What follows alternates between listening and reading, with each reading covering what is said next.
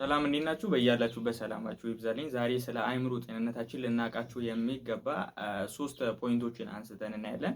ወደዚያ ከመሄዳችን በፊት የአእምሮ ጤንነት ማለት ምን ማለት ነው የሚለውን ጥቂት ብናይ የተሻለ ይመስለኛል። እና የአእምሮ ጤንነት ማለት እንደ ማንኛውም አይነት የጤና እክል የምደርስበት ወይም ጥንቃቄ የምፈልግ ጉዳይ ሲሆን ያንዳንዳችን አካላችን እንደምንጠነቀቅ ሁሉ አካላችን ላይ የተለያየ እክል እንዳይደርስ አደጋ እንዳይደርስ እንደምንጠነቀቅ ሁሉ አይምሮአችንንም ከወዲሁ ልንጠነቀቅለት ከተለያየ ከከፋ አደጋ ልናድነው ይገባል ማለት ነው። እና ወደ ዛሬው ቶፒካችን ስንገባ ለአይምሮ ጤንነታችን የሚረዱ ወይም የግዴታ ልናውቃቸው ልንጠነቀቃቸው የሚገቡ ሶስት ፖይንቶችን አንስተን እናያለን። የመጀመሪያው ምንድነው?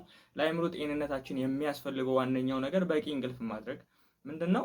አይምሮአችን ቀኑን ሙሉ የተለያዩ ስራዎችን ሲሰራ የተለያዩ ዳታዎችን ሲሰበስብ ነው የምንውለው እና ፈልገነውም ሳንፈልገውም አይምሮአችን ያንን መረጃ ይሰበስባል ማለት ነውና ያንን ሁላ ሰብስቦ ምንድነው የእረፍት ጊዜ ያስፈልገዋል። እነዚያን ዳታዎች ለማደራጀት ራሱን ሪፍሬሽ ለማድረግ እና ኃይሉን ለማደስ እንቅልፍ ያስፈልገዋል። እና ስለዚህ እያንዳንዳችን በማወቅም ባለማወቅም ሶሻል ሚዲያዎችን በመጠቀም የተለያዩ ነገሮችን በማድረግ ጌሞችን በመጫወት የእንቅልፍ ጊዜያችንን እንሻማለን እና በአንዳንዳችን ቢያንስ አንድ ጤነኛ ሰው በቀን ውስጥ ከ7 እስከ 8 ሰዓት እንድተኛ በሳይንስ ይመከራል። ምክንያቱም ምንድነው አይምሮአችን በዚያ ጊዜ ውስጥ ራሱን ሪፍሬሽ ያደርጋል። ሁለተኛው ደግሞ ምንድነው ከአካባቢያችን ካሉ ሰዎች ጋር ከቤተሰቦቻችን ጋር ሊሆን ይችላል ከጎረቤቶቻችን ጋር ግንኙነትን መፍጠር የተሻለ ማህበራዊ ህይወትን መፍጠር ያ ደግሞ ለአይምሮ ጤንነታችን ሞር የተሻለ ነው። ራሳችንን በምናገለበት ጊዜ ብቸኝነትን በምንመርጥበት ጊዜ ብቻችን በምንሆንበት ጊዜ ያ ለአይምሮ ጤንነት ጥሩ አይደለም እና የውስጣችንን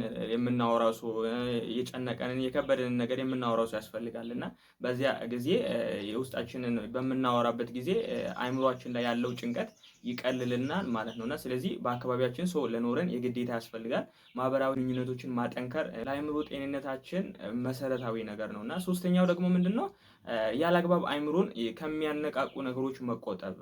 እነዚህ ምንድነው በተፈጥሮ ከምንነቃቃ ወይም በተፈጥሮ ከምናገኘው ደስታ ይልቅ ሌላ አላግባብ ደስታን ለማግኘት ብለን የምናደርጋቸው ነገሮች ናቸው። እና ዛሬ ላይ የተፈጠሩ ነገሮችን ለመርሳት ዛሬ ላይ በህይወታችን የተፈጠሩ ክስተቶችን ለመርሳት ብለን ለወደፊት ልንሽረው ወደማንችለው ወደ ከፋ ደረጃ እንገባለን እና እነዚህ ነገሮችን ልናርቃቸው ይገባል። እነዚህ ነገሮች ደግሞ ያደጉ በሄዱ ቁጥር ለአይምሮ ጤንነታችን ጠንቅ ናቸው እና ለወደፊት ለአይምሮ ጤንነታችን መልካም አይደሉም። እና ሶስተኛ ደግሞ ትላንት ባለፈው ክስተት አለመጨነቅ እና ደግሞ ለነገ ደግሞ አለመጨነቅ። ያ ማለት ምንድነው ሰው ነንና ያስፈልገናል ለነገ ማሰብ ያስፈልገናል። እና አንዳንዶቻችን ባለማወቅ ስለ ነገ ህይወታችን ከምናስበው በላይ በጣም እንጨነቃለን እና በጣም በምንጨነቅበት ጊዜ አይምሮአችን በጣም ይረበሽና ወደ ከፋ ደረጃ ወይም ወደ ከፋ ወደ አይምሮ ህመም ደረጃ ሊያድግ ይችላል። እና ስለ ትላንት ቁጭት በደንብ መቆጨት ወይም መጨናነቅ አያስፈልገንም። ትላንት በህይወታችን ስለተፈጠረው ነገር